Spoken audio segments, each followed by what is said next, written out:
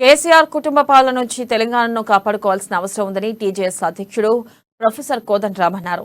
ప్రజలంతా కొట్లాడి తెలంగాణను సాధించుకుంటే కేసీఆర్ కుటుంబం ఇష్టానుసారంగా రాష్ట్రాన్ని దోచుకుంటుందని, ఈ దోపిడీని అడ్డుకోకుంటే తెలంగాణ సమస్యలు పరిష్కారం కావన్నారు.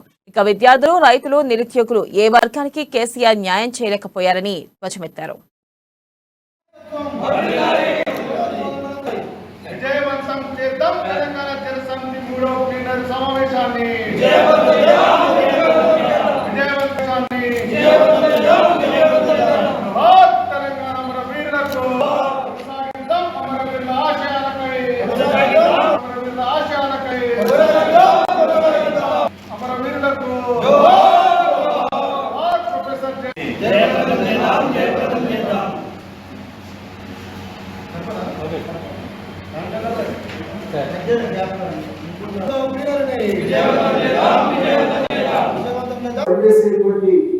ఉపాధి హామీ వాళ్ళ అందులో పనిచేసే ఉద్యోగుల పట్ల కూడా ప్రభుత్వం చాలా అవమానకరంగా వ్యవహరించింది, దౌర్జన్యపూరితంగా వ్యవహరించింది.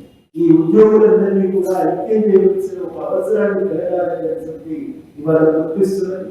వాళ్ళందరినీ కలుపుకుంటాం, తెలంగాణను కాపాడుకోవడం కోసం ఇవాళ అన్యాయానికి గురైనటువంటి రైతులను కానీ, ఉద్యోగులను కానీ, ఈ ఉపాధి హామీ దొరకనటువంటి నిరుద్యోగులను కానీ అందరినీ ఎంకరేజ్ చేస్తాం.